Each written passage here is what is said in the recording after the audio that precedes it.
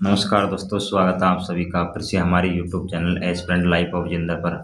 दोस्तों, हम आपको आज बताएंगे कि नए स्टूडेंट के लिए रीट पात्रता की तैयारी कैसे करें, कैसे नहीं करें और कैसे रणनीति कैसे बनाएं जिससे हमारी पात्रता एक बार में क्लियर हो जाए और हम आगामी थर्ड थर्ड ग्रेड भर्ती में शामिल हो सकें, जिससे जिससे हमें परेशानियों का सामना नहीं करना पड़े। तो इसी टॉपिक को लेकर हम बात करते हैं आज कि पात्रता की तैयारी कैसे करनी चाहिए, कैसे नहीं करनी चाहिए। तो चलो शुरू करते हैं। हमें जो सबसे पहले तो हमको ये पता होना चाहिए रीट पात्रता का सिलेबस क्या है। L1 वाले स्टूडेंटों के लिए सबसे बड़ी बात है कि उनको सिलेबस याद होना चाहिए। जैसे 30 क्वेश्चन ईवीएस के आते हैं, 30 लैंग्वेज के आते हैं, हिंदी ले लो, अंग्रेजी ले लो, कोई सी फर्स्ट या सेकंड लैंग्वेज, और 30 ही सेकंड लैंग्वेज संस्कृत ले लो, इंग्लिश ले लो। कोई भी 3 लैंग्वेज होती हैं, उनमें से 2 लैंग्वेज चुननी होती हैं।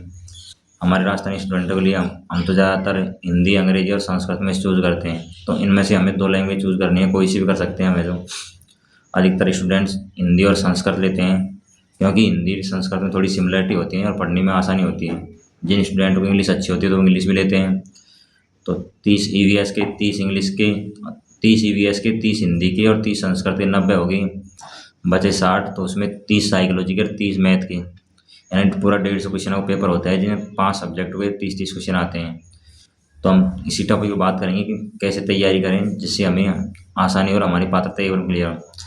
रीट पात्रता की तैयारी करने वाले स्टूडेंट में एक बात कहना चाहूँगा कि आप 5 सब्जेक्ट में मिनिमम आप 2 सब्जेक्ट तो इतनी मजबूत कर लो कि इसमें हमारे 60 में से 50 नंबर के आसपास नंबर आएँ, जिससे आपकी पात्रता आराम से क्लियर हो जाएगी। क्योंकि 2 सब्जेक्टों में 60 में से 50 नंबर आ जाएंगे, तो 3 सब्जेक्टों में 90 में से आराम से आप 40 नंबर ले आओ, तो 90 नंबर में आपकी पात्रता आराम से क्लियर हो जाएगी। क्योंकि पात्रता क्लियर करने के लिए तर्राशी क्वेश्चन सही होनी चाहिए, जरूरी है। SC ST OBC के लिए तर्राशी क्वेश्चन में पात्रता पास हो जाती है। तो आपकी कम से कम 5 में से 2 सब्जेक्ट तो मजबूत होनी चाहिए, जिसमें से आपके 60 में से कम 50 नंबर आ सके। जैसे हिंदी और संस्कृत, 2 लैंग्वेज है तो इनमें आराम से आ जाते हैं। जिनकी हिंदी अच्छी है तो उनकी संस्कृत भी अच्छी हो जाती है, तो आराम से 25-25 नंबर दोनों में आराम से ला सकते हैं। और कुछ स्टूडेंटों की मैथ सही होती है तो मैथ में भी आराम से वो ला सकते हैं। जो थोड़ी ईवीएस में समस्या होती है कि ईवीएस का सिलेबस काफ़ी लंबा है, तो उसको पढ़ने में थोड़ी दिक्कतों का सामना करना पड़ता है। और थोड़ी साइकोलॉजी है, जो साइकोलॉजी नए नए स्टूडेंटों के लिए बहुत टफ पड़ती है, उसको पढ़ने में बहुत कठिनाई आती है। साइकोलॉजी के सब्जेक्ट है, इस सब्जेक्ट को आप पहली बार में खुद पढ़ोगे तो आपको कुछ नहीं समझ नहीं आएगा कि हम पढ़ क्या रहे हैं और कहाँ से पढ़ रहे हैं, कैसे पढ़ रहे हैं, कुछ समझ नहीं आया। इसके लिए आप सबसे बढ़िया है किसी भी कोचिंग कोचिंग में कोई से भी टीचर का कोर्स लो और उसको अच्छे से पढ़ो। एक बार उसकी क्लास लो, उसके बाद है जो उसको नोट्स को कम से कम 4-5 बार अच्छे से रिवीजन करो, फिर प्रैक्टिस क्वेश्चन लगाओ। साइकोलॉजी में प्रैक्टिस क्वेश्चन हम लगाते हैं तो शुरू शुरू में हमारे प्रैक्टिस क्वेश्चन 30 में से कभी 10 सही होते हैं, कभी 8 सही होते हैं, कभी 11%। तो उससे आपको घबराना नहीं है, क्योंकि सबके ये सही होते हैं। मेरे भी पहले ऐसे सही होते थे, 30 में से कभी 8, कभी 10, कभी 6, कभी 12, तो ऐसे ही होते। परंतु मैंने घबराया नहीं और मैं प्रैक्टिस करता गया। धीरे धीरे मेरे 12 के 15 होने लगे, 15 से 18 होने लगे, 18 से 20 होने लगे, धीरे धीरे 22 होने लगे। तो आपके ऑटोमेटिक बढ़ जाएँ नंबर, तो ऑटोमेटिक बढ़ जाएंगे, पर आपको प्रैक्टिस नहीं छोड़नी है। कुछ स्टूडेंट इस डर से घबरा जाते हैं कि हमारे तो नंबर नहीं आ रहे, हमारा कैसा होगा। तो इस बात को लेकर आपको घबराना नहीं है, क्योंकि नंबर तो हम प्रैक्टिस करेंगे जब भी बढ़ेगा ना। थोड़ी तो हर कोई पढ़ लेता, पर मेन बात होती है प्रैक्टिस करने की। जो प्रैक्टिस नहीं करता उसका कुछ नहीं हो सकता, कि उसको डर रहता है कि हमारी पात्रता क्लियर नहीं होगी, नहीं होगी। प्रैक्टिस सबसे बड़ी चीज़ है। और लास्ट में सबसे फुल लेंथ टेस्ट है, ये देने बहुत ज़रूरी है। एग्जाम से कम 1 महीने पहले, 1 महीने पहले या 1.5 महीने पहले से हमें देना स्टार्ट कर देना चाहिए। उससे पता लग सकेगी कि हमारी तैयारी कैसी है और कैसी नहीं चल रही है। अगर आपके 150 में से 100, 102, 105 क्वेश्चन सही हो रहे हैं काट पीट के टेस्टों में, तो आपका आराम से पात्रता क्लियर हो जाएगी। आपको परेशानी का सामना नहीं करना पड़ेगा। है जो सबसे बड़ी है प्रैक्टिस। थोड़ी थोड़ी पढ़ने के बाद प्रैक्टिस बहुत ज़रूरी चीज़ है। तो हम ये बताएं कि हम पढ़े कहाँ से। हिंदी लगभग सबकी ठीक होती थी। आप दिशा की पुरानी क्वेश्चनों की किताब ले आओ तो उसको आप पढ़ लो, तो हिंदी आपकी आराम से क्लियर हो जाएगी।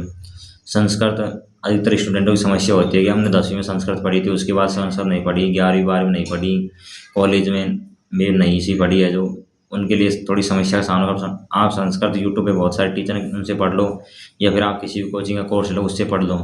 संस्कृत भी ठीक हो जाती है, हिंदी के साथ साथ है जो इसको भी ज़्यादा दिक्कत नहीं आती है। जो बात रही साइकोलॉजी की, हमने बता ही दिया। मैथ है तो मैथ भी यूट्यूब पे बहुत सारे टीचर, उनसे पढ़ लो, या फिर किसी कोचिंग का कोर्स है तो आप उससे पढ़ लो, है जो मैथ और ईवीएस है जो। यानी आपको सेल्फ स्टडी पर फोकस करना चाहिए या फिर कोचिंग पर। अगर आप नए स्टूडेंट हैं, आपको किसी टीचर के बिना समझ नहीं आता तो आपको कोचिंग ज्वाइन कर लेनी चाहिए, ऑनलाइन कोर्स ले लो। अगर आपके पास संसाधन उपलब्ध है तो आप ऑफलाइन कर सकते हो, पर ऑफलाइन के लिए टाइम नहीं है, क्योंकि पात्रता इसी साल होने की उम्मीद है। आपके पास मुश्किल से 4 या 5 महीने हैं।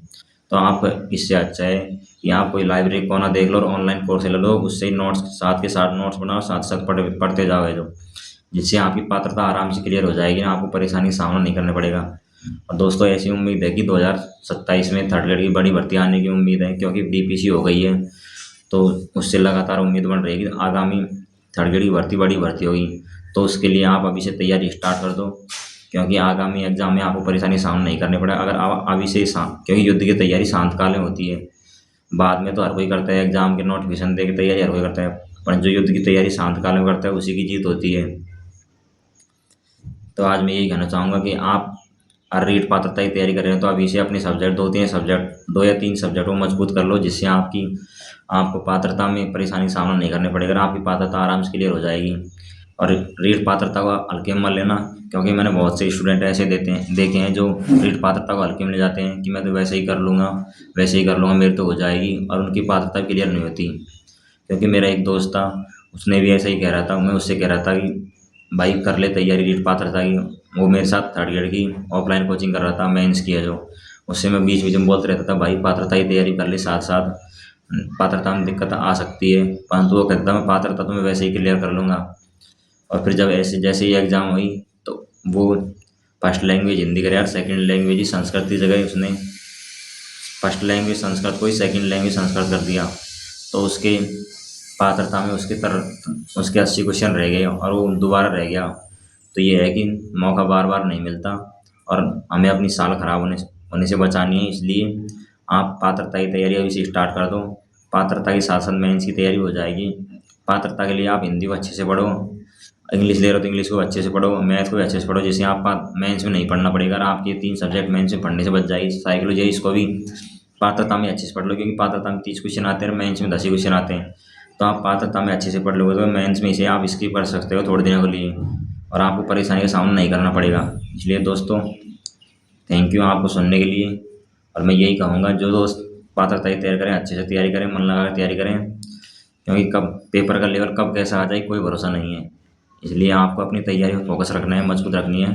धन्यवाद दोस्तों, मिलते हैं, बाय बाय।